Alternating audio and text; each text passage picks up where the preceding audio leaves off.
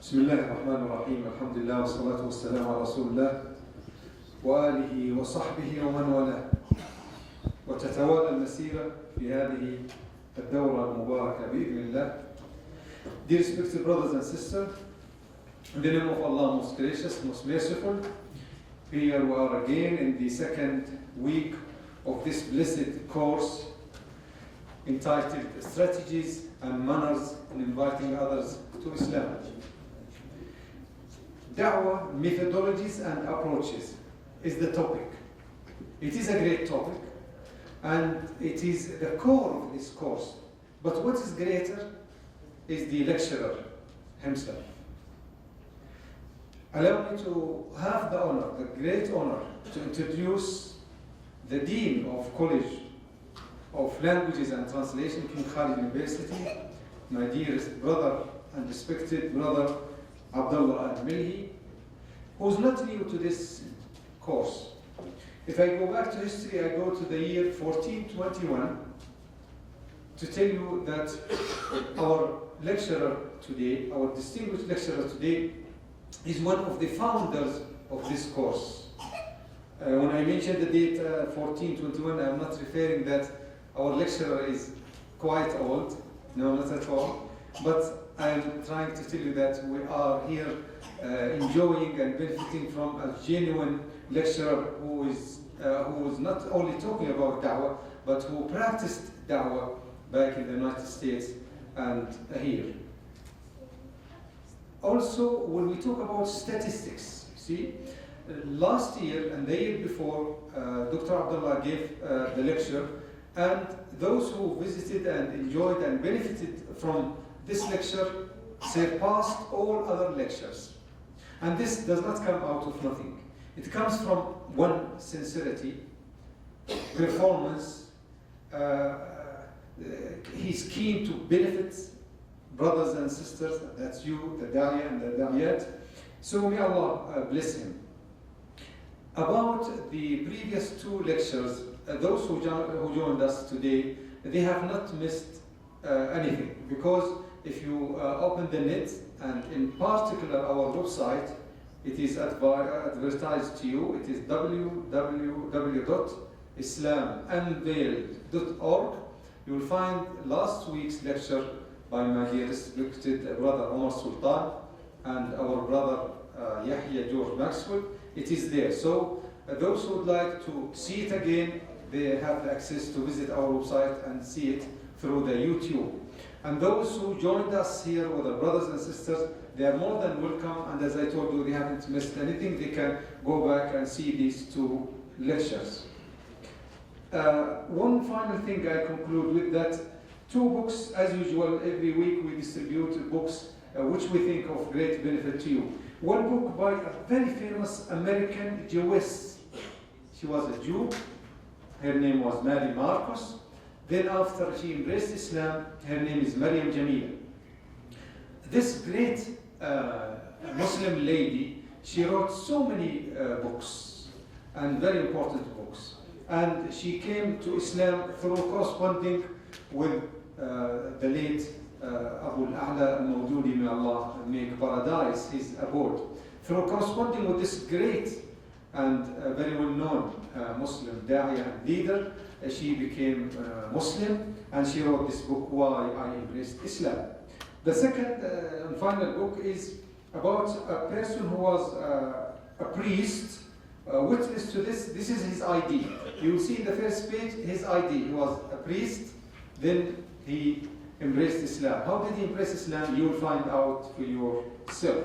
And finally, I would like to give you the good news that through the electronic Dawah, we were surprised that not only people from the Kingdom of Saudi Arabia registered in this course, but we were surprised by people from India, Nigeria, Pakistan, who came to see the lecture of Brother Omar Sultan, the lecture of Brother Yahya George Maxwell, and they registered in this course. So now we are really a little bit confused. Shall we give them the certificate at the end of the course or not? Some people say if they prove to us that they follow up with the lectures, witness to this, that they will write to us a brief report about the main points of these lectures, 6 lectures, by the end of this course. Maybe this will entitle them to the certificate at the end.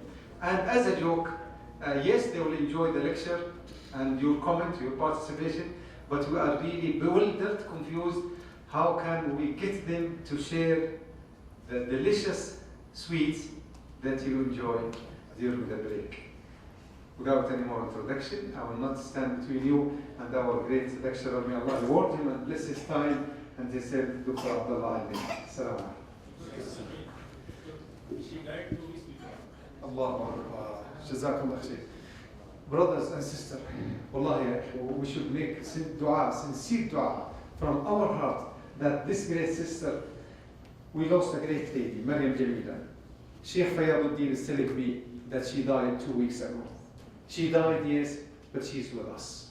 She's with us with her books, with her deeds, and so on. And this is a good lesson to us, that we might, and we will, of course, go away from this life one day, but what shall we leave? Will we leave someone through you, that you will guide someone, invite them to Islam? This is very sad news, but our consolation that this lady served Islam more than anyone else. So may Allah make her in paradise. And may Allah reward her for all the efforts that even men and great men couldn't do, and this great lady did. She sacrificed so many things, for the sake of Islam. So, inshallah, she will be in paradise, and may Allah put her and give her the mercy and the blessings.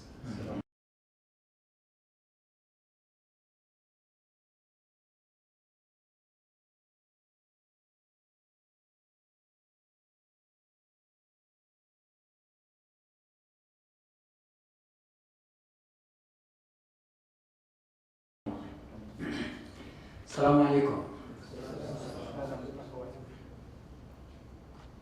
الحمد لله نحمده ونستعينه ونستغفره ونتوب إليه ونعوذ بالله من شرور أنفسنا وسيئات أعمالنا. من يهده الله فهو المهتدي ومن يضلل فلن تجد له وليا مرشدا. وأشهد أن لا إله إلا الله وحده لا شريك له وأشهد أن محمدا عبده ورسوله صلى الله عليه وسلم. First of all, I just want to apologize for sitting.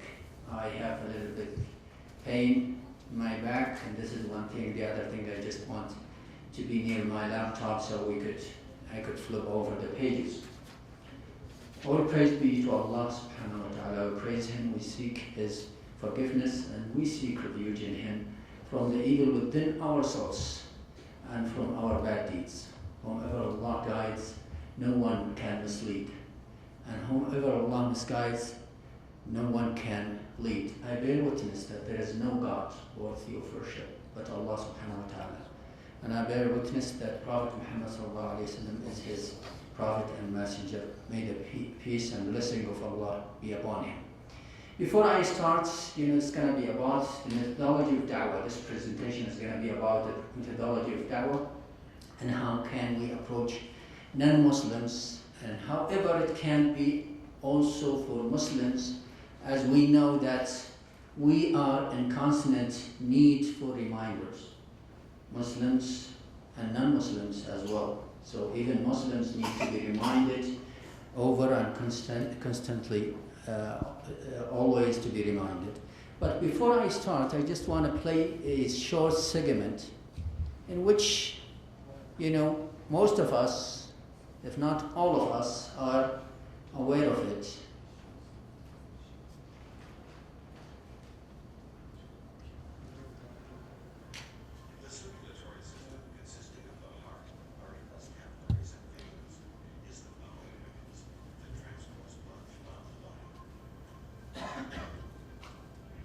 We're losing the sound, right?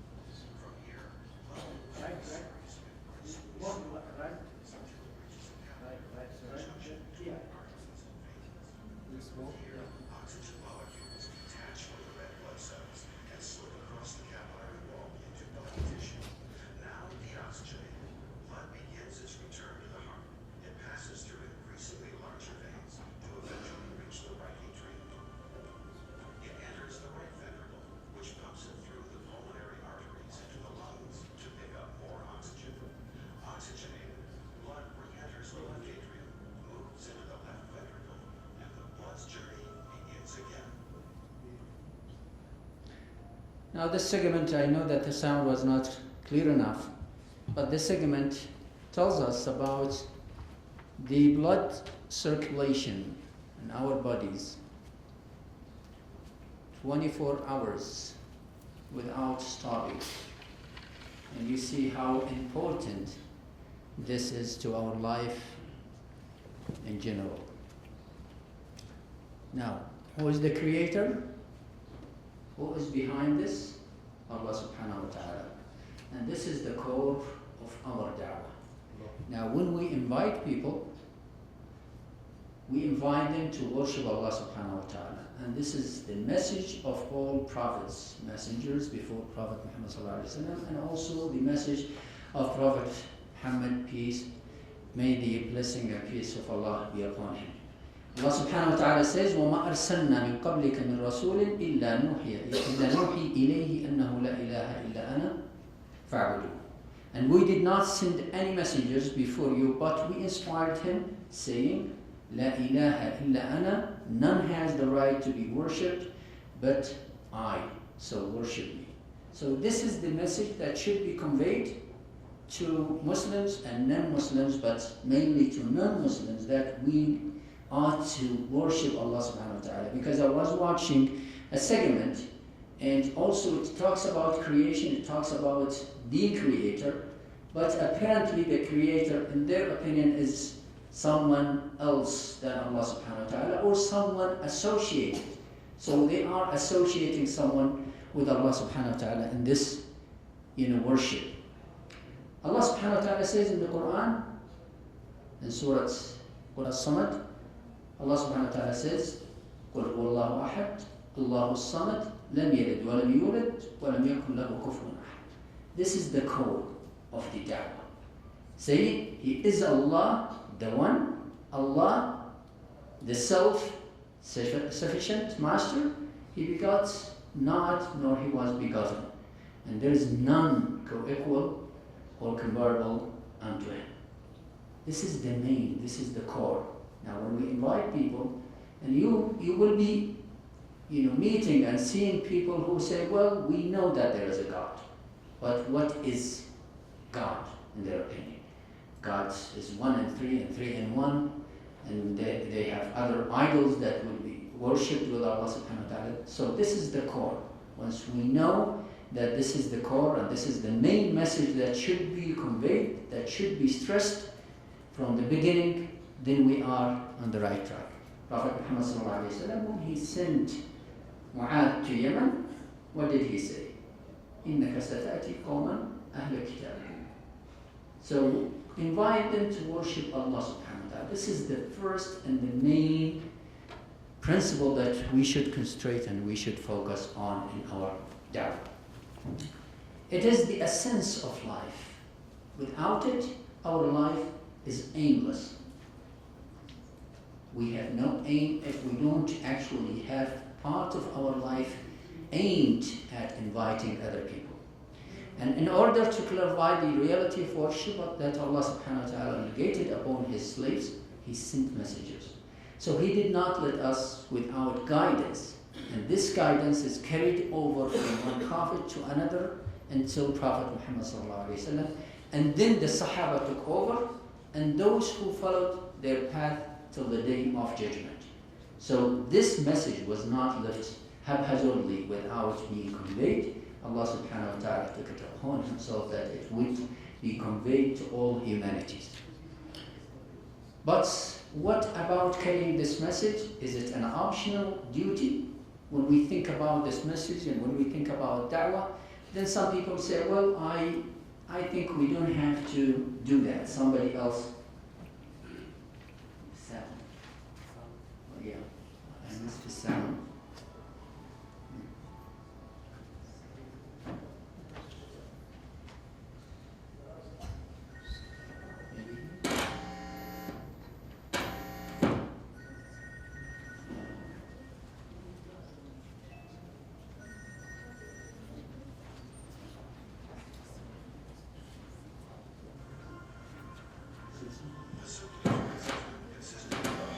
Arteries, capillaries, and veins is the pumping mechanism that transports blood throughout. Okay, we'll play it right, later on, maybe during the break.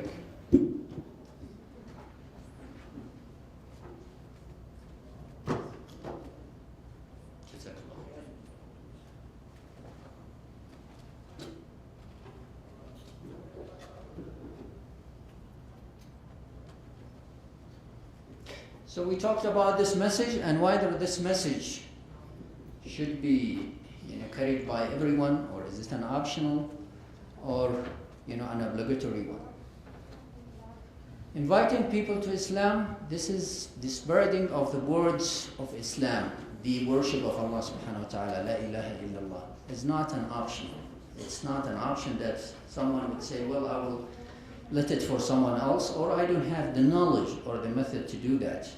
In fact, we all have the knowledge, and even if we have a simple message that should be conveyed, we should not belittle it, and we will come to it later on. So it is an obligatory that every one of us has to carry according to our knowledge and ability. Some people are more knowledgeable than the others, and some people have basic knowledge, and this basic knowledge, even when it is a little bit short or not that broad message, it might actually achieve and the goal that none or some scholars might not be able to achieve. We got to know that it is a crime. In fact, it is a major crime if we hide the truth. If you know the truth and you see someone going astray, going the other way around, then it is an obligatory, it is a crime that if we don't convey this message. Allah subhanahu wa ta'ala says, إِنَّ الَّذِينَ يَكْتُمُونَ مَا أَنزَلْنَا مِنَ الْبَيِّنَاتِ وَالْهُدَى مِنْ بَعْدِ مَا بَيَّنَّاهُ لِلنَّاسِ فِي الْكِتَابِ أُولَئِكَ يَلْعَنُهُمُ اللَّهُ وَيَلْعَنُهُمُ اللَّاعِنُونَ. Now this is a big crime. Now if someone hides, if someone knows something and he hides it from the other, even if this thing is minor, is small, it should be conveyed. It should be conveyed to others, so you release yourself from this threatening eye. Verily, those who can conceal the clear proofs, evidences, and the guidance which we have sent down after we have made it clear. So if you don't know, then this does not apply. But if you know, then this is an obligatory that you convey this message, especially when you know that someone is not following the guidance of Allah subhanahu wa ta'ala, or going against the knowledge that you have. So after we have made it clear for the people in the book, they are the ones cursed by Allah and cursed by the cursors. This is a very serious ayah, a very serious verse in the Quran that we should actually be aware of. Dawah is not calling non-Muslims, as I mentioned before, only. Dawah is about spreading Islam and at the same time, more accurately, spreading the word of Allah in the best possible manner and reminding others. وَذَكِّرْ فَإِنَّ الذِّكْرَ تَنْفَعُ الْمُؤْمِنِينَ. We sometimes, and I'm not talking about someone else, I'm talking about myself. If you get a bit further from the main and sticking with the main principles of Islam, and sometimes we get carried away by this life and our daily routines, then we get off from the main message, which is وَمَا خَلَقْتُ الْجِنَّ وَالْإِنسَ إِلَّا لِيَعْبُدُونَ. We get carried by this daily routine, daily life routine. So whenever we sit and pray, and some preachers give us a short talk to remind us, then it is awakening bell to us that, look, this is not the main purpose of your creation. You got to focus on the main purpose. And this is, as I said, it's not only for non-Muslims, it's also for us as well. Prophet Muhammad sallallahu alaihi wasallam says, "Ballighu anni walau ayah."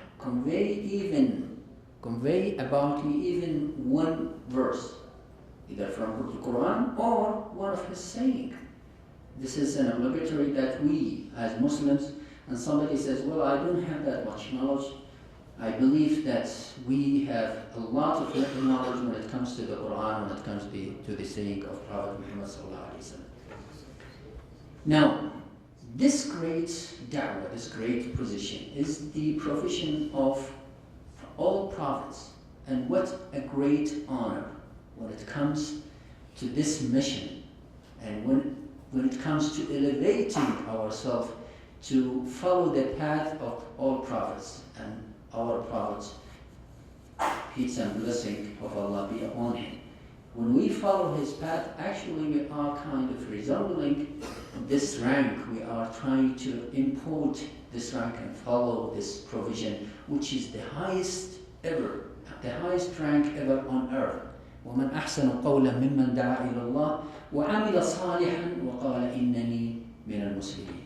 And who is better in speech than who says to his Lord, Allah, and then stands firm? To say my Lord is Allah, and then stands firm and invites to Allah and does righteous deeds and says, I am among one, or I am one of the Muslims. So this is a great provision that we should be honored to have. Any da'iyah should be honored, because this is the provision of all prophets, peace and blessing be upon them. Prophet Muhammad sallallahu alaihi wasallam says, "Wallahi لأن يهدي الله بك رجلا واحد خير لك من حمر النعم." And when we talk about حمر النعم, we're talking about camels. And camels at that time were considered to be the best and the most precious thing to own. Now we are talking about gold, we are talking about cars, we are talking about villas and houses. At that time, this is probably more at that time, because it was all that they have in their life. It was the all means of their life they counted. So Prophet Muhammad says, "Wallahi لأن يهدي بك الله رجلا واحد خير لك من حمر النعم." The reward of guiding someone, his deeds, whatever he does later on would be counted for him and for you as well, and it applies for anyone who is guided by this person and so forth. So this is why it is Prophet Muhammad said, خَيْرٌ لَكَ مِنْ حَمْرِ النَّعَمِ. It's more precious than حمر النعم. Now we have these community centers, and our beloved brother Dr. Abdullah Al Melhi and others are devoting a lot of their time to guiding people. And these community centers, contribute a lot. When he was talking about Brother Yahya, as I understood, from the United States, he's been here, embraced Islam for a long time, and he is contributing to the center, contributing to the new Muslims, and contributing to Dawah in general. So this is the benefit of guiding someone through this one and so forth. This is, one example is our community centers, that we have the chance. People have already come to us here, so we don't have to go. If you don't have the chance to go and travel abroad, people have already been with us, have already came here. Now this is also, that will help us to be a successful ummah. Now when we stick to the guidance of Allah, when we follow the path of Allah subhanahu wa ta'ala, this true religion, we will be a successful ummah, as the example of Prophet Muhammad sallallahu alaihi wasallam, his companion, and the ages that came after him. It was a successful ummah that actually shed the light all over the universe and guided a lot of nations and many nations. Now, what is having community centers here and having people in our, coming to Islam? Some people say, well, we are more than 1 billion Muslims. So what is the use of it? Now, Brother Abdullah Al Melhi was talking about Sister, what's her name? Maryam Jamila, a Jewish, wrote many books, and if you go and Google or browse the internet, you will see many people, non-Muslims, who embraced Islam, who were non-Muslims before but embraced Islam, and see the great contribution of those new Muslims. Now, we are lucky, alhamdulillah, that we are born as Muslims. But this actually has a backsliding, because everything is in our life is normal and routine. It becomes as a routine. When we make da'wah and when we see people, they are already Muslims. Now, anyone, just imagine that you live in Abha, you've been living in Abha for years. You pass by many places.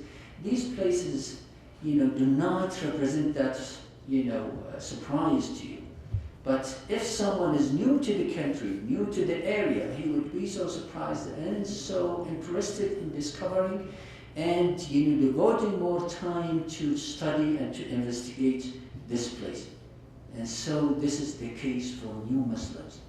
They dig hard, they dig deep, they study, and they try to investigate and see Islam from a different perspective. Although we have the knowledge and we have the language itself, which is the Arabic language, you would be so surprised to see someone who just embraced Islam or embraced Islam a decade ago, and you would see him compare our contribution to his or her contribution, and you would see that there is a big gap and a big difference.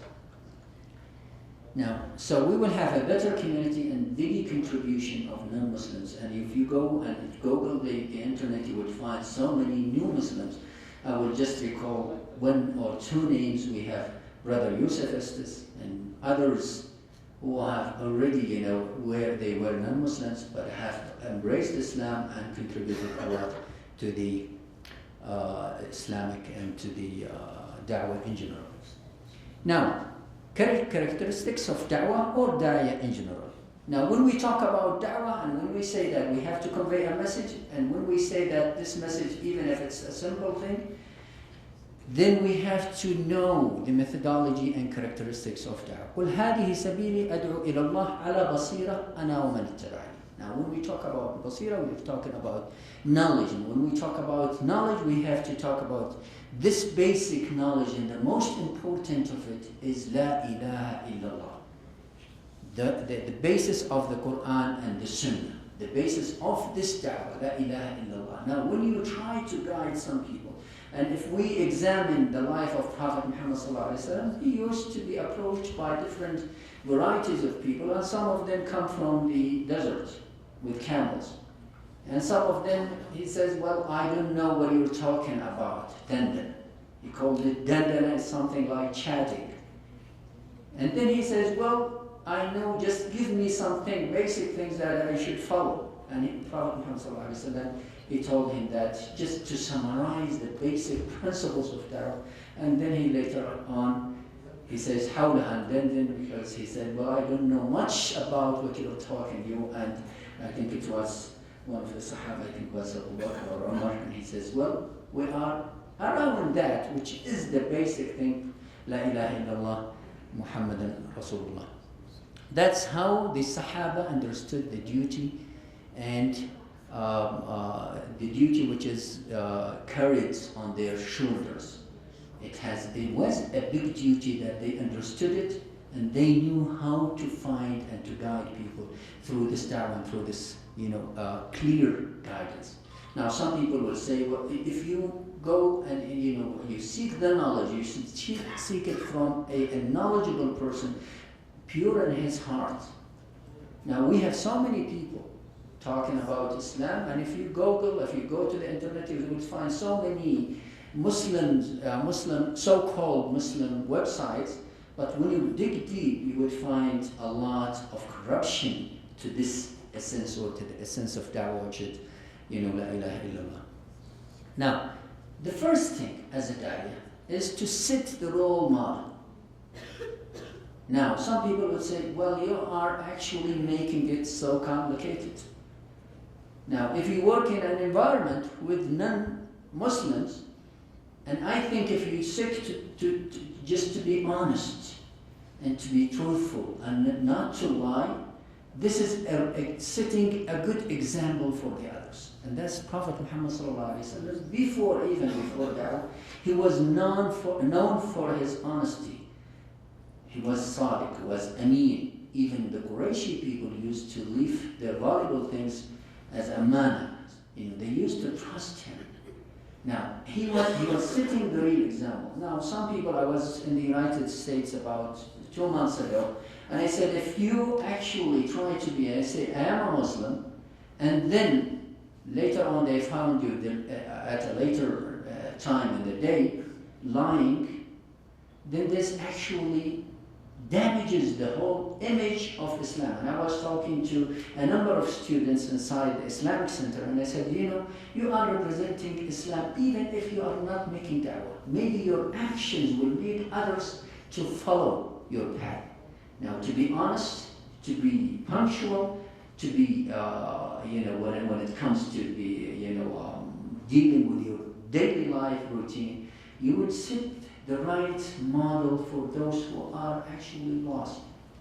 Wallahi, akhwan, I was with my nephew and niece, and we prefer to, let them stay with the family. Now, this family was an old lady, and their life is so miserable.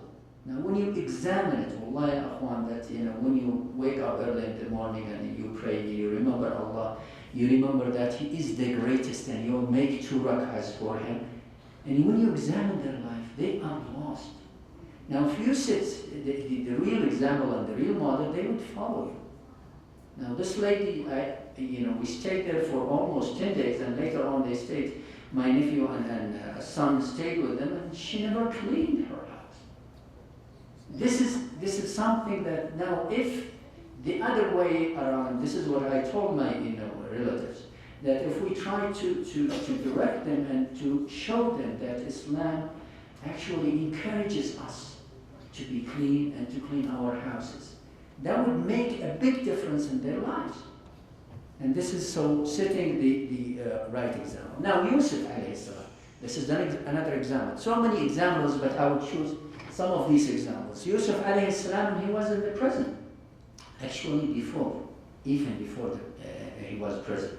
Now, when he was jailed with his inmate, with some of the inmates, he did not actually, the Quran at least did not say that he did not approach people and invite them to worship Allah subhanahu wa ta'ala.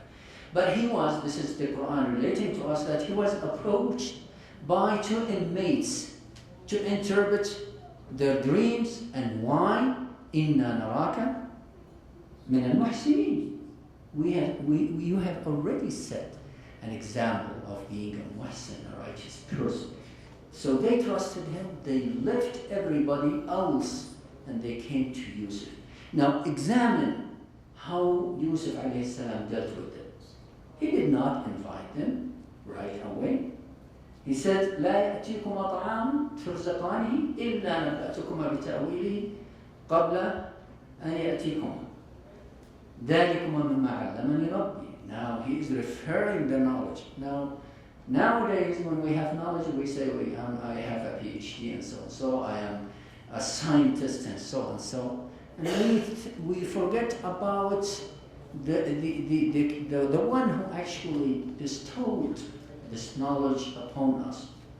If you Google and see how the brain functions, we are so impressed by the computers. And the memories. Now we are carrying a flash memory that contains thousands of volumes, right? Now the brains, I want you to go. I don't want to say everyone, but at least whenever you have time, Google and see how the brain functions and how much memory this brain stores. For from the time of the birth, actually even before the birth, until a person dies. Now Yusuf alayhi salam did not revert this knowledge to him right away, because this is a great thing that you know beforehand about things that would happen. He says, well, ذَلِكُمَ مَنْ مَعَلَّمْنِ رَبِّي, and then says, what?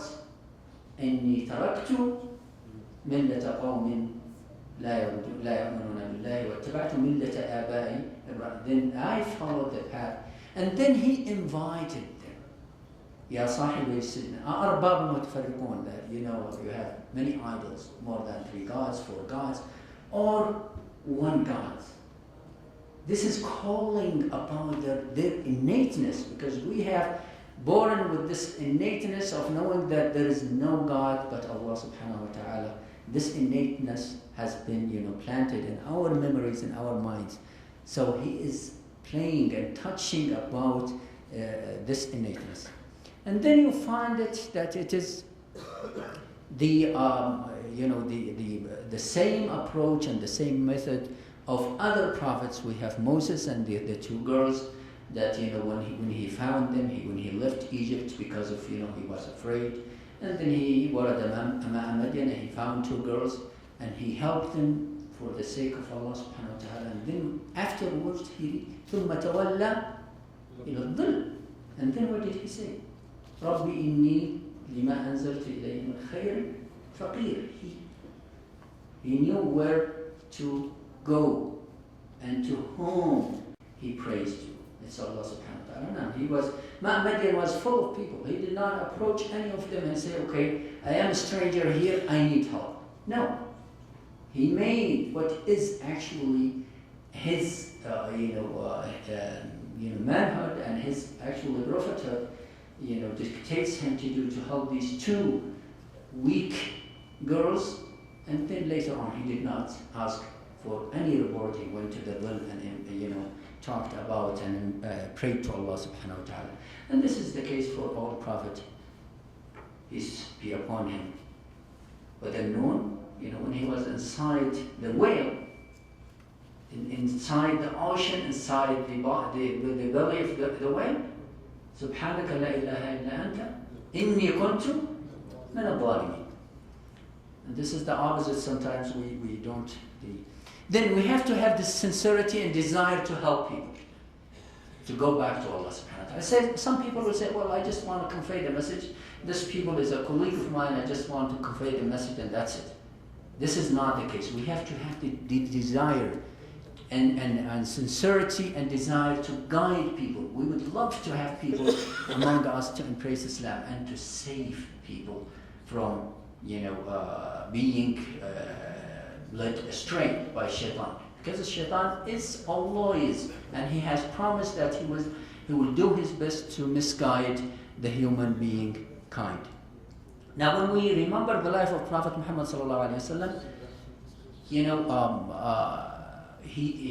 when the Jewish boy was on the deathbed, and then he approached him, he visited him, and he made his best to make this Jewish boy say La ilaha illallah, even though his father and they were neighbor and they were not kind to Prophet Muhammad sallallahu alaihi wasallam. Now, sincerity and desire to lead people does not, when we say and examine Prophet Muhammad sallallahu alaihi wasallam, he's not only his uncle but other people. He did his best. He went to Taif. He was tortured in Taif, and yet when the angel of the mountains came to him and said, if you want me, Allah subhanahu wa ta'ala sent me to you, if you want me to, clash these two mountains on them, I will do that. And he says, no. I hope that Allah subhanahu wa ta'ala will, let them, from their descendants, some people who would carry this message. Now, so in order to be a da'iyah, we have to be sincere, seeking the rewards from Allah subhanahu wa ta'ala only. If we want to make da'wah, we have to have the sincerity and desire to lead people and to seek. We all in need of such a reward from Allah subhanahu wa ta'ala, not from anyone else. Prophet Muhammad sallallahu alaihi wasallam, when he was approached through his uncle by Qurayshis, offering him three things: if he wants to be the richest, if he wants to marry the highest position woman and Quraysh,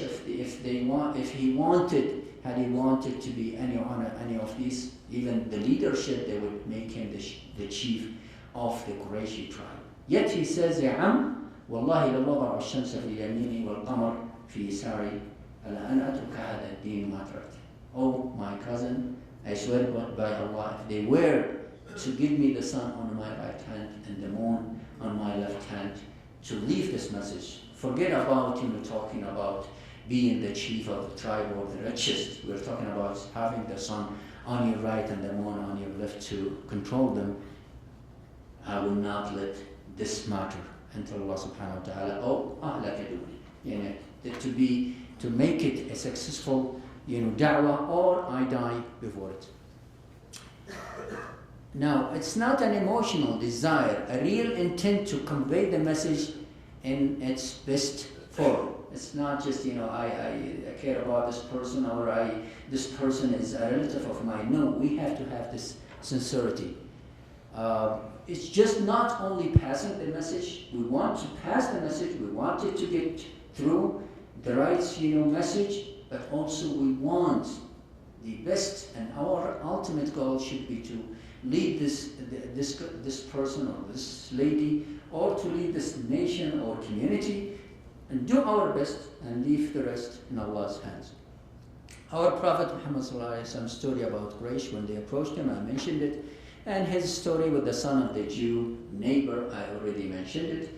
If it's just only passing the message, I'm sure that the Jewish father and the boy had already heard the message and know that Prophet Muhammad sallallahu alaihi wasallam is calling, or was calling, to Allah subhanahu wa ta'ala. So the message was conveyed, but this is a desire, and this is a sincere desire. Wisdom and beautiful preaching. Now some people, I remember one time that we had a colleague of ours, that he was approached in King Khalid University. He came to me and he says, everybody is popping into my office, knocking on my door, and the right thing, or the first question is saying that, why don't you become a Muslim? This is a very, dangerous question, and a very bad method to be followed. It's, I want you to think a little bit. If you travel abroad and live in a Christian community or any community, and someone approaches you, why don't you become a Christian? It is the same thing. It is probably the same thing that we should think of when we approach someone. We have to know the background of this person. We have to know the circumstances. We have to set the real model. Prophet Yusuf alayhi salam did not actually surprise the inmates in that prison and say, okay, stop, I want you to be a Muslim. I want to guide you. I want you to worship Allah subhanahu wa ta'ala.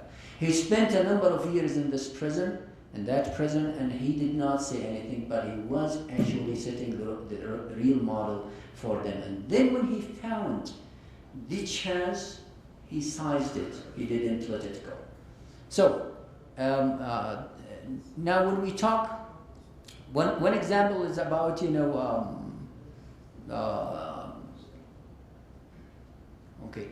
one example is about Fir'aun, and Allah subhanahu wa ta'ala, instructed Moses to go and invite and call Fir'aun to Islam, to embrace Islam, and to worship Allah subhanahu wa ta'ala. And when we talk about Islam, this is real from the life of Prophet Adam until the day of judgment. People and prophets will be calling people to Islam, to worshiping Allah subhanahu wa ta'ala. So Allah subhanahu wa ta'ala instructed Moses to go to Fir'aun. And who is Fir'aun? Or who was Fir'aun at that time? Was the king of Egypt. He claimed to be the Lord. He claimed to be their Lord, their God. And he said that, I am your Lord. And the message was sent from Allah subhanahu wa ta'ala. And this is a slave, a human being, a weak creature who claimed to be in the position. May Allah subhanahu wa ta'ala, this is a very bad thing to claim that I am your Lord. وَهَذِهِ الْأَنْهَارُ تَجْرِي مِنْ تَحْتِي أَلَيْسَ لِي مُلْكُ مَصْرٍ. Now Allah subhanahu wa ta'ala, when He sent Moses, says, اذهب إلى فرعون إنه طغى. He has transgressed. He has done everything, everything bad, even claiming that he is the Lord, claiming to be Allah. والعياذ بالله. اذهب إلى فرعون إنه طغى فقولا له قولا لينا لعله يذكر ويخشى. And some people say, well, I don't want to appear in a weak position. No, if the goal is to convey the message, you have to find the right way, and you have to call with this wisdom. اذهبا إلى فرعون إنه طغى فقولا له قولا لينا لعله يذكر أو يخشى. Not in a harsh way. You have to speak to him gently. Because this is the shaitan. Now, Prophet Muhammad ﷺ, when one of the companions talked about one Sahabi, and he says he did a bad thing, not a bad thing in a case of disobeying, it's just a minor sin, and he started to mention it. He said, don't be with the shaitan, don't help the shaitan. So the shaitan is already occupying the mind and the status of Fir'aun until he claimed that he was the Lord.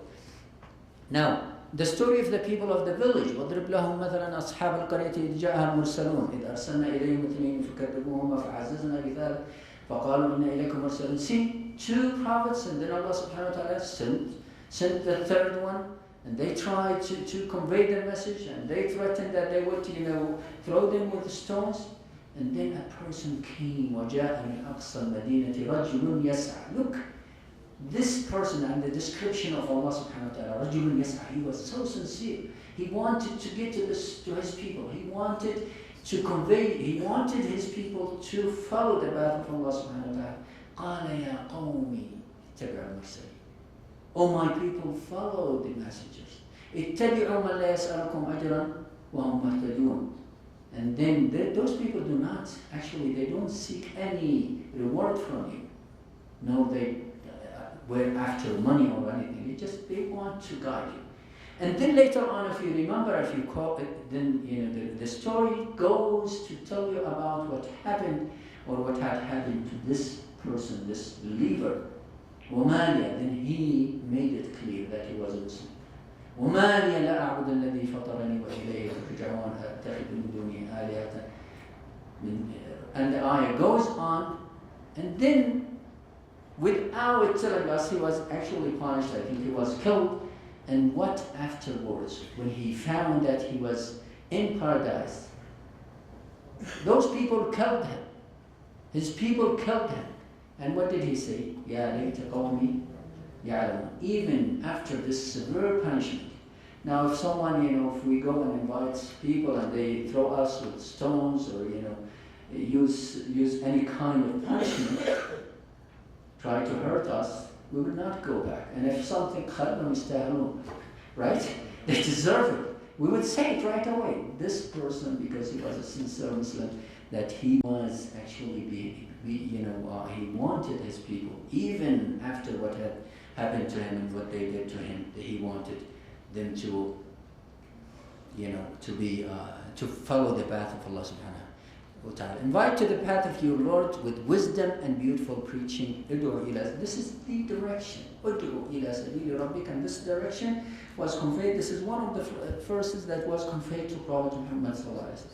ادعو إلى سبيل ربك بالحكمة والموعظة الحسنة وجادلهم بالتي هي أحسن. Now you would find some people arguing, and some people arguing for the sake of argument, and some people arguing to, because they actually were, seeking the knowledge. They want to know. I want to be a Muslim. I want to follow the right path. And you would find, I think, Brother Abdullah, the one who authored Guided and Misguided. Okay. Lawrence, investigated. He actually studied the Jewish religion, the Christianity religion, other religions, until he actually came to the Islam and found it to be the true Islam. So some people actually are seeking and after the knowledge, and they want to find the truth and to stick to this truth. And some people are, arguing for the sake of arguments. Now we talked about the story of Moses and Pharaoh, and how the debate between them went on. Allah subhanahu wa ta'ala, when He directed them, اذهب إلى فرعون إنه طغى وقل له قولا لينا لعله يذكر ويخشى. This is in Surah Dawah, that Allah subhanahu wa ta'ala, this is the guidance that should be followed even with non-Muslims, that you would find someone claiming to be even the Lord. This is the way that we should deal with them. Now, we should make a proposition. It's just, to follow the path and to follow the example of Allah subhanahu wa ta'ala. يَا أَيُّهَا الَّذِينَ آمَنُوا هَلْ أَدُلُّكُمْ عَلَى تِجَارَةٍ. Now, it's just, all human beings are, busy-minded when it comes to making business and making money.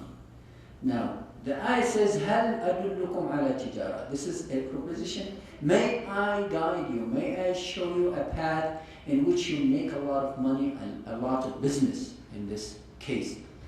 Now, shall I guide you to a commerce that will save you from a painful tournament, that you believe in Allah? See, then the first thing, هَلْ أَدُلُّكُمْ, may I guide you. It's just sometimes when you approach people and say, okay, I want to tell you about something, or I want you to be a Muslim, or I want to convey the Islam message to you. Maybe this is not the right approach. The right approach is to find a way. If you talk to a physician, and he's talking, for example, about the blood circulation. Maybe the right way that I played at the beginning, maybe the right way that we talk to this person is to talk about the blood circulation and who is behind and how it works and how this heart is built in a way to pump 24 hours forever until a person dies. With a small, there's no battery. If you have a machine, then you need to change the battery, you need to maintain it. So maybe this is the right way to talk to a physician. If you talk to a farmer, you approach it from another way. If you talk to a colleague of yours, you might, let's say that we are talking about education, how this brain is functioning. Okay. If you do so, we will forgive you your sins and admit you into gardens. This is if you follow this. If you هل أدلكم على تجارة تنجيكم من عذاب أليم تؤمنون بالله. Okay, so you believe in Allah and His Messenger, and that you strive hard and fight in the cause of Allah with your wealth and your lives. That will be better for you if you not know. And then, if you do so, this is the reward. He will forgive you your sins and admit you into gardens under which rivers flow, and pleasant dwelling in the gardens of Eden. Okay? Now, in fact, this preposition, hal, was used even by Shaitan, because Shaitan, as we mentioned, that he promised that he would do his best. فَبِعِزَّتِكَ لَأَغْوِيَنَّهُمْ أَجْمَعِينَ. I would lead them astray, most of them. فَبِعِزَّتِكَ لَأَغْوِيَنَّهُمْ أَجْمَعِينَ. All of them except. Then he made this exception that Allah subhanahu wa ta'ala knows that they would not follow the Shaitan. And then what did Shaitan say? Adam was created by Allah subhanahu wa ta'ala, and he was, the malaika were ordered to prostrate, and he was entered, he was admitted to paradise, Adam and Eve, and he was reminded to be careful of Shaitan, not to obey Shaitan. Now Shaitan came to him, فوسوس إليه الشيطان قال يا آدم, O Adam, هل أدلك. This is a proposition that actually works with human beings without any exceptions. If you call a Christian, if you call an atheist, if you call anyone, and you say, may I guide you. This is a kind way. Even we were taught that when you want to ask a permission to go or to excuse yourself from the classroom, don't say, can I? You say, may I, which is the best way to deal with people. Then Satan whispered to him, saying, O Adam, shall I lead you to the tree of eternity and to kingdom that will never waste away? He approached him from, because, as human being, even if you say to a person that you will live 500 years, and then afterwards, I'm going to die. I want to live forever. That's why he approached him from this weak point. فَبِمَا رَحْمَةٍ مِّنَ اللَّهِ لِنْتَ لَهُمْ. This is one way of dealing with people. It's sometimes being kind, offering help. I remember one time when I was in the United States, we had neighbors. And the lady stopped and she, opened the trunk of the car, and there was a lot of, goods. She bought a lot of goods. And she was going back and forth, so I offered my help. Okay, and she was so surprised. I said, in Islam, we have actually to care about and to help our neighbors. So this is one way to find. This is not. I'm not saying that this is the best example. I'm saying that whenever there is a chance and whenever there is some kindness to offer, don't hesitate. Even patients, when you visit patients and they are not Muslims, if you go and give them some flowers, that would help. فبما رحمة من الله لنت لهم ولو كنت فظا غليظ القلب لانفضوا من حولك. And this ayah was Prophet Muhammad, peace be upon him, was addressed in this ayah. فبما رحمة Allah subhanahu wa ta'ala, because of Allah's mercy, you were kind to them. ولو كنت فظا غليظ القلب, you dealt with them gently, and had you been severe and harsh-hearted, they would have broken away from you, from about you. Now this is the Prophet. This is the Prophet, peace be upon him. He was so kind, let alone his, ummah. We should follow this example. Now, the story of the boy who came to the Prophet seeking permission to commit adultery. Now, this is one thing. It's that, when you come to a person who is actually doing a lot of sins and you come to him or he comes to you, open this door of mercy. We are not the one who actually opened this door. Allah subhanahu wa ta'ala opened this door until a person is in the process of dying, or when it comes during the day of judgment. This door of mercy is open wide. So this person came to the Prophet, peace be upon him, and he was asking his permission I will be a Muslim, but I have one problem that I want you to allow me to do, or I have one request. I will do everything, but I cannot stop committing adultery. Then Prophet Muhammad approached him in a very sincere and very nice way. He wanted to guide him, so he highlighted issues. Do you accept it for your mother? Do you accept it? Do you allow it? Is it permissible? Is it okay with you if someone does it with your wife, with your mother, with your sister, and so forth? Until he made the whole community his mothers and his sisters and his relatives. Now, the story of Yusuf and the two inmates, he was kind to them. He did not, Yusuf alayhi salam did not say, well, you are non-Muslims, or you are not following the path of Allah. I'm not going to interpret the dream. Leave me alone. No, he actually listened to them. He interpreted the dream. He was so kind to them, and that's after dealing with.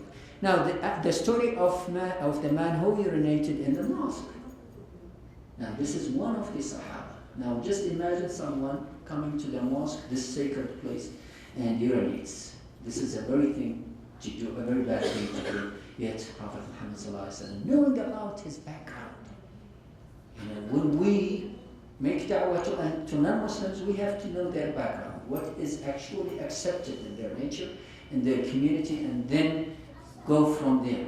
This is a Bedouin who came from the desert. In the desert there is no place sacred, and he thought that it is the same. So the Sahaba wanted to punish him and wanted to talk to him severely. He said, no, leave him alone, and then pour some water on his urinate. Now use your intuition to know whether the one who is being called is seeking to understand or just arguing and trying to distract your thoughts and goals.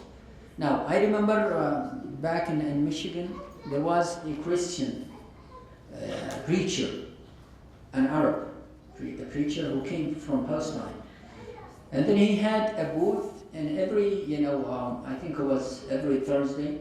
So I passed by many times, and there was a part of a verse from Quran taken out of context. And the verse says, قُلْ يَا أَهْلِ الْكِتَابِ لَسْتُمْ عَلَى شَيْءٍ حَتَّى تَتَّبِعُوا التَّوْرَاةَ وَالْإِنْجِيلَ. And then when I say this verse is addressing you, people of the book. He said, no. This is addressing you, Muslim. وأنزلنا إليك, and he started to argue, أنزلنا إليك الكتاب, كتاب أنزلنا إليك. Now this person is not seeking guidance. Actually, he's just actually arguing for the sake of argument.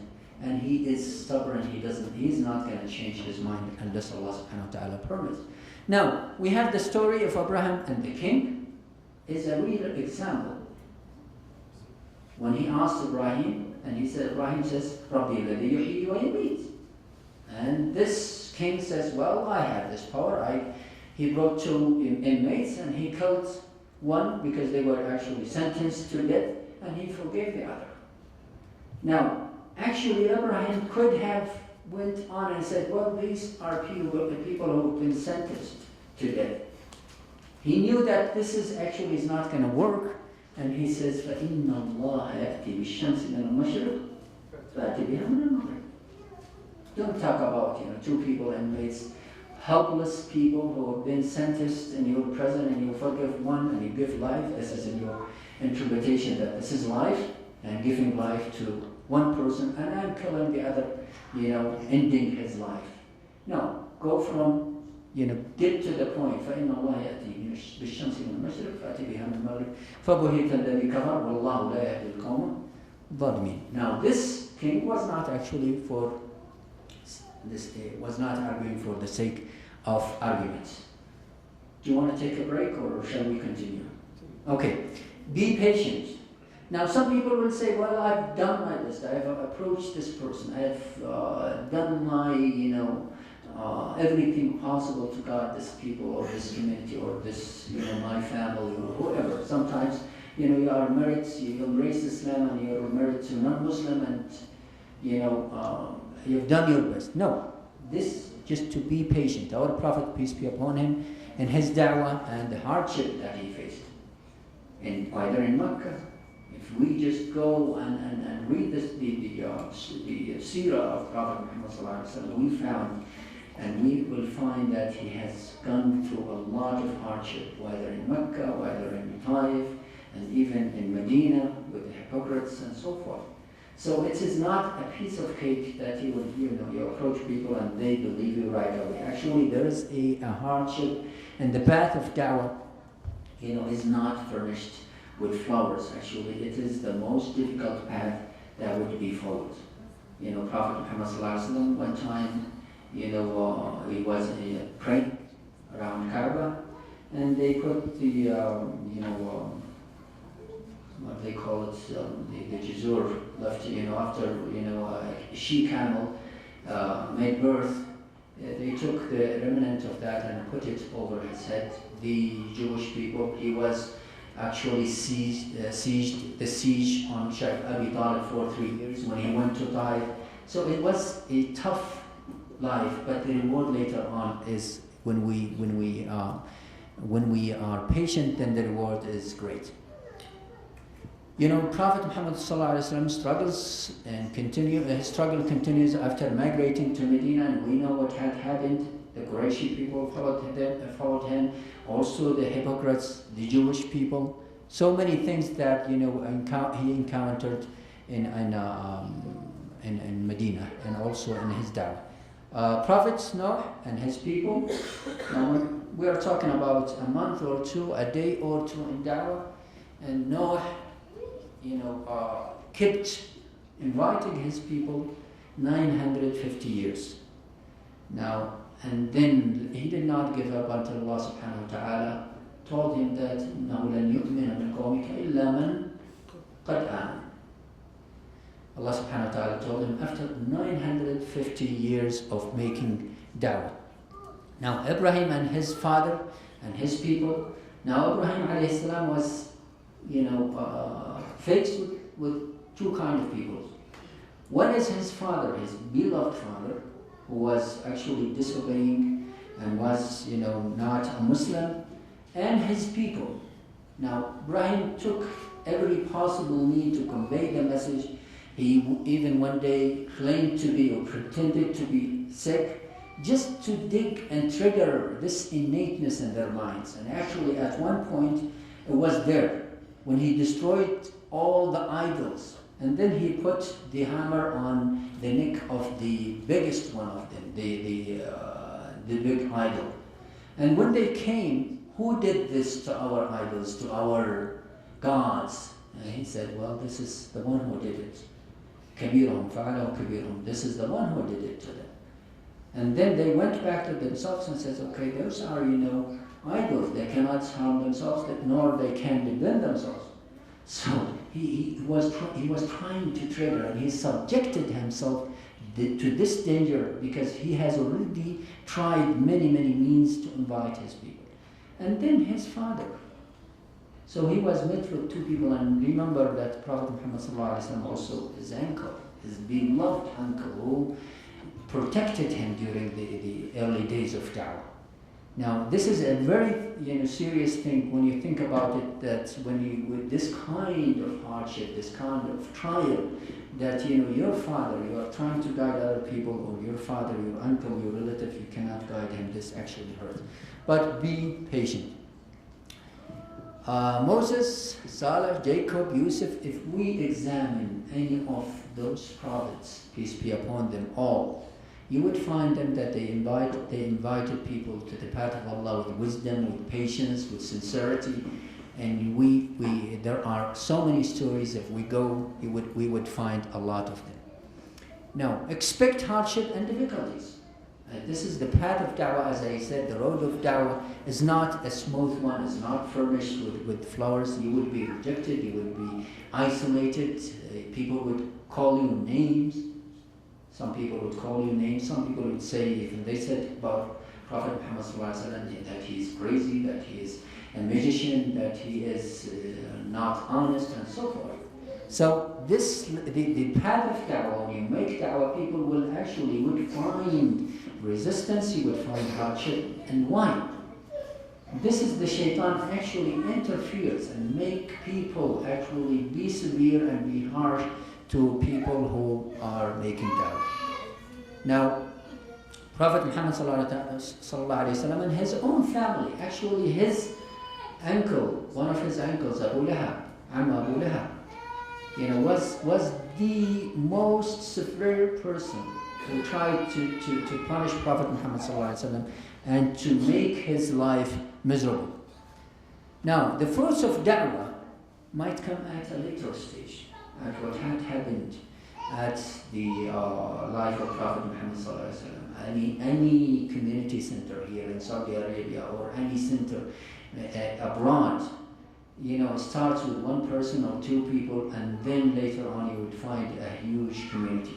Now we have a community center, I think it was the only one here in Abha, one in Khamis. Now almost any village you go now in Saudi Arabia, you would find a community center, and this is the fruit of, starting with one or two people who devoted their life to this dawah. Now do your best and leave the rest for Allah subhanahu wa ta'ala. Now some people say, well, I've been doing this, I've been trying to invite people, I've been explaining, I've been distributing pamphlets and tapes and cassettes and CDs and websites, and I haven't seen any fruits.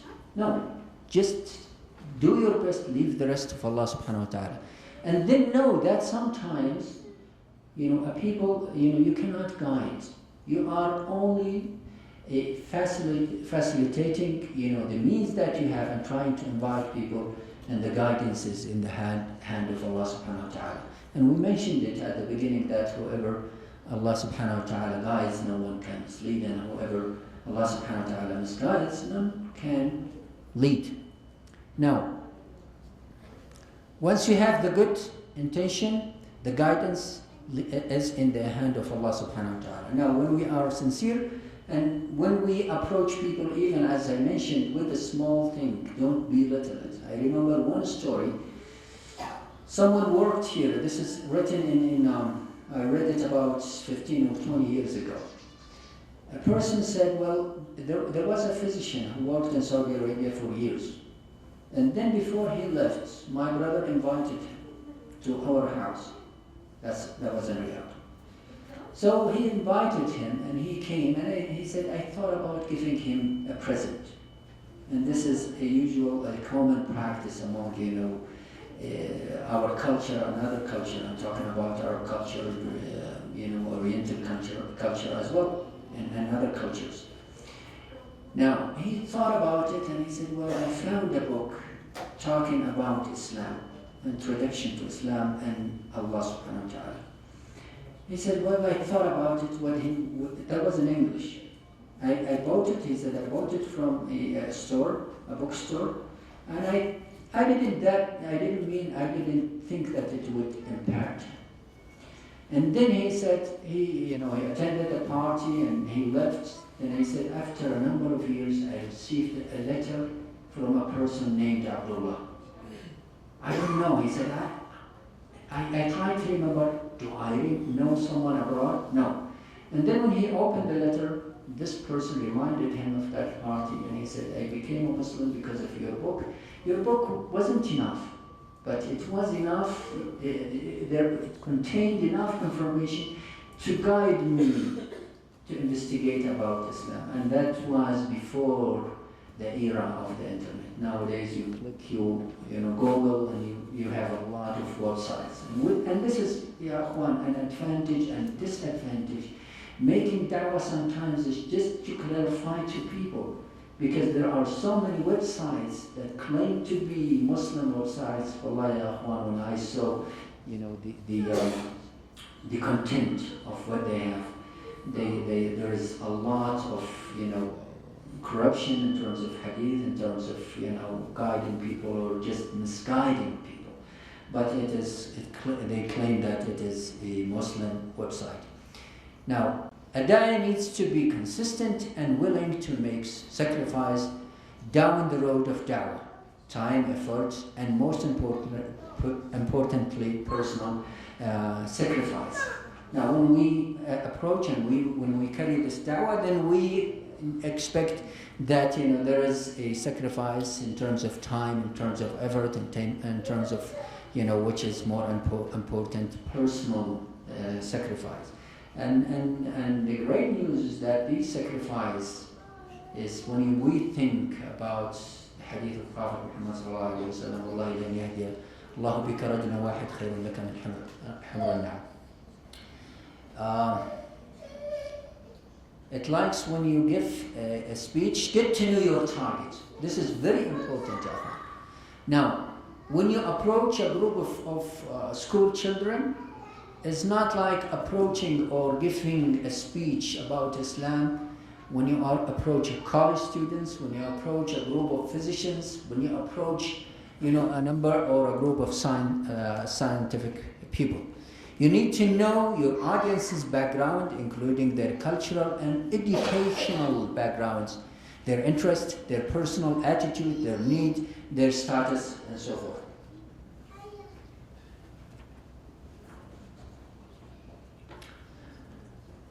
Okay, so talking to a group of farmers is completely different from that of talking to a group of graduate students or scientists. When Mu'adh was sent to Yemen, I mentioned this story. Prophet Muhammad ﷺ knew that they had this background. They are the people of the book, so they can be guided easily. So they have already the knowledge. Now, avoid asking people, why don't you become a Muslim? This is a very rude question. Just give them whatever you want, either just the speech or the book or the cassette, and leave it. Leave it there. Or follow up later on. It could be through your deeds, as I mentioned before. Now, timing is very important. I mentioned the story of Prophet Yusuf alayhi salam, that the timing at that moment. Now, Prophet Muhammad sallallahu alaihi wasallam, the timing was important as well. He was trying, he attended, he visited his uncle before his death, and he visited the Jewish person. Now, when you approach someone who is on the deathbed, then you don't have the time to make, to furnish and to set the example. And actually, you want him to say this word, say La ilaha illallah. You want him to say this word, and this is when actually Prophet Muhammad sallallahu alaihi wasallam approached, or the Jewish boy and his uncle. Now the story of Yusuf, he had plenty of time during the prison. He had the time, he had, the chance to set the real example. And then when they approached him, he seized the moment. Avoid confrontation and getting into debates that would end up into unwanted results. And Allah subhanahu wa ta'ala says, وَلَا تَسُبُّوا الَّذِينَ كَفَرُوا فَيَسُبُّوا آلِهَتَكُمْ. Correct me if I'm wrong. Now, just debate. Some people, there are some good debaters, like Ahmadidat, Allah yarham. They are good debaters because they have the knowledge and they could actually stop and have answer and accurate and convincing answer.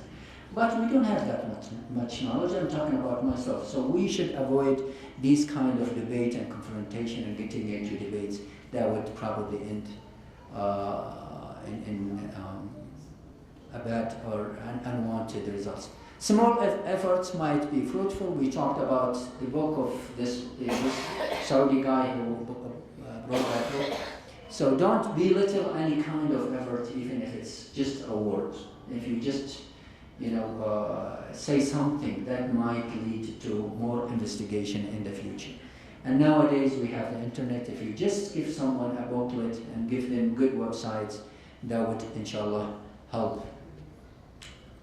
Have faith in Allah.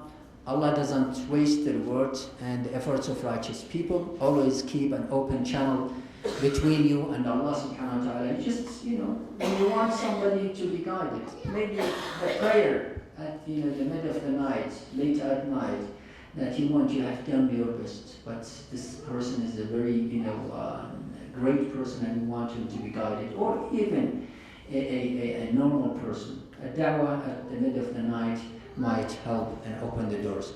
Pray constantly to Allah to help you in your efforts. Never stop and never give up. Our Prophet kept spreading and reinforcing his message until the day he died. The story when he, when they entered, and until the moment he was dying, he was actually preaching. He was, reinforcing his message. Umar radiallahu anhu, when he was visited during his death time with a person, he tried to give nasiha. So don't, give up, don't stop. This is a continuation job. And then finally do your part, do your best, and leave the rest in Allah's hands. Jazakumullah khair for listening. Sorry for being, taking more of your time. We'll open for, we will have inshallah time for any questions or comments that you want to share with us. Jazakumullah khair. Jazakumullah khair, Dr. Abdullah. Brothers and sisters, we'll allow just 4 minutes for question and answer and comments, because you need some break to have some coffee and also to have wudu, ablution, to prepare yourself for Maghrib prayer. So the floor is open now for brothers and sisters to listen to questions, have comments to Dr. Abdullah. See, في مكبر الصوت. Ask Joseph. Yes, sister, do we have any question? You have the microphone. Any question from the sisters?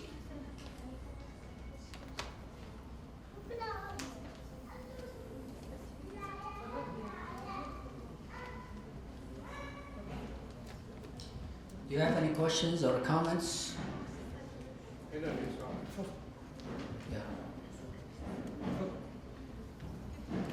Assalamu alaikum. Alaikum assalam. Raise your voice. Assalamu alaikum. Alaikum assalam. Bismillahirrahmanirrahim. I am very lucky and most fortunate for participating and getting a chance to participate in these wonderful lectures. And I have many questions to ask in such recording. But due to the time, I'm going to limit my question. Before 2 months, I have been to Addis Ababa, the capital city of Ethiopia, commonly known as Habasha. So there, I saw some Muslims were singing and dancing slightly to praise Muhammad sallallahu alaihi wasallam.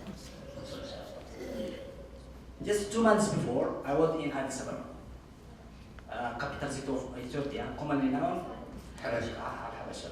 So there, I saw some Muslim brothers were dancing and slightly, singing and dancing slightly while they were praising Muhammad sallallahu alaihi wasallam. From our religious point of view, how can we see this? And then another question, in Habasha, in Eritrea, that I know the two countries, people, they gather together. I mean, they make gathering for the birthday of Muhammad sallallahu alaihi wasallam, Mawlid al-Nabi. So in this, also how can we see this? And the second question is, sorry for making too much. In Habasha, especially, if one house is Muslim house, the other house is Christian house. So the Muslims, I see Muslims go to Christian houses for ritual occasions, for example, marriage or baptism and other occasions. Even though they don't eat the meat, they also enjoy other things there. So if Muslims go to Christian houses during ritual occasions, during marriage, how can we see also this? Thank you very much. Shukran jazilan. Well, Dr. Abdullah, I think you are the right person to answer these questions. I will start from the third one. Talking about the Christian neighbors. I believe if they isolate, this is my own opinion. Don't quote me. I mean, this is not the opinion of the scholars. I think if you go with the intention that they are your neighbors and you want to make this kind of friendship and visit to establish any kind of communication later on. Maybe during the party you would say, well, in Islam, you invested in inviting people or inviting those neighbors, not necessarily in the first visit, maybe the second. Giving them gifts, participating and saying, well, in Islam we have so and so. So with the intention of guiding those people, not with the intention of, joining them for the sake of joining. I think the intention is more important than. And you might say, well, one visit or two. No, I think if the intention is there, if the possibility of guiding those people is there, and this is also again my personal opinion, if the intention is just to guide them, if the chance is there, I think there is no limit. As far as those people dancing and saying good things about Prophet Muhammad sallallahu alaihi wasallam, I remember one segment from Sheikh Ali Tantawi, and I like it, rahimahullah. He says, some people, when they found someone entering masjid to make prayer, to make a salah, to observe the salah, one would see him and say, why do you shave your beard? And the other one would say, well, your thobe is a bit longer. Ya akhi, this is Muslim, alhamdulillah, he's coming to the masjid. We'll start from there. We'll start from there. Not because if you confront them and say, okay, what you're doing is wrong, then this is probably will cut this channel that probably is open, which is, they are Muslims and they're, talking about, singing songs praising Prophet Muhammad sallallahu alaihi wasallam. What was the third one? Celebrating the These are misconceptions about Islam. I believe if we actually want to please Allah and please His Prophet, we just follow His Sunnah. None of the Sahaba who came on, and we're talking about the best generation, and he says the best generation is my generation, my generation and the generation after, maybe he mentioned 2 or 3. They did not celebrate this kind of Mawlid or anything. Any more questions? Assalamu alaikum. It's my pleasure to speak to you, Mr. Dr. Abdullah, who taught me years ago. I have 2 questions. Question number 1, what do you think the magic key that I can use when I start dialogue with a Muslim? My second question is, if I start dialogue with a Muslim, for example, let's say Christian, and this Christian looks expert in his religion, and he asks me so many questions just to impress me, what can I do in this case? Should I ignore him or refer him to any community center, or just bring those people who can answer his question? Thank you. Jazakallah khair. I think, to answer both questions, I believe the best thing is just to listen. You need to listen to the other side, the other party. And I want you, please, and the others, to Google and see Brother Yusuf Estes and how he embraced Islam. Now, he said, I came with the Bible, the cross on my chest, and what I think other signs saying Jesus is God. And he approached this Egyptian Muslim, and by the way, he was a businessman. He was not, according to Yusuf Estes, he was not, his beard was, I think he was, but he listened to him. He said, okay, let's talk about your religion and my religion. If I find your religion to be more beneficial to me, if you convince me that it is more beneficial to me, then I will follow your religion. Or you follow mine if I prove it to be the other way around. And he took, it took a long time. He did not embrace Islam right away, but he was patient. I don't hasten this kind of thing to happen. You need, especially if you come to someone who has the knowledge, a priest like Yusuf Estes. So just listen, see what is the best approach to approach this person. If he's a scholar, a physician, try to find something. I gave you the example of the blood circulation. If you come to astronauts, then we have the space and the miracle of the space, and that shows the Allah subhanahu wa ta'ala. Now, if he asks many questions, I believe the best way, and this is what I tried it's just to refer to someone or give him more books to read. I think this is a right way.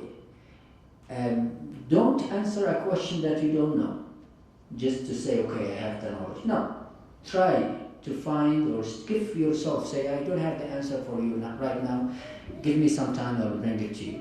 I will sit together, ask me your questions, prepare your questions, you might refer to someone. And maybe you have more experience, Dr. Abdullah might have the more experience, or you want to comment or add to what I said. Well, there's no addition really. What you said, the right thing, you see. But from my humble experience, if you use books written by people, who were priests and so on, I notice it's more influential than ordinary, books written by Muslims. I'll give you an example. The books I mentioned last week, Guarded and Misguided, and Dr. Abdullah mentioned, they were written by a person who's a scholar. He's an eye doctor, yes, but if you read this book, you notice that he's a man of letters. He wrote these two books. Misguided, those who lost their way to Allah. Then the answer comes in Guarded, the second book. We passed it to an American sister, and she said, if Satan read these books, he will embrace Islam. Of course, there is exaggeration, but still, using these books, especially with scholars, as Dr. Abdullah said, they will be very influential. And to give you an example, it happened. We passed these two books to a professor, American professor, I'll not mention his name, we're recording here. And within 2 days, he read these two books and he embraced Islam. With this, we conclude. Now we invite you to enjoy your refreshment, but please allow the sisters first to proceed to the refreshment hall, and then you follow. Sisters, please, you proceed to the refreshment hall.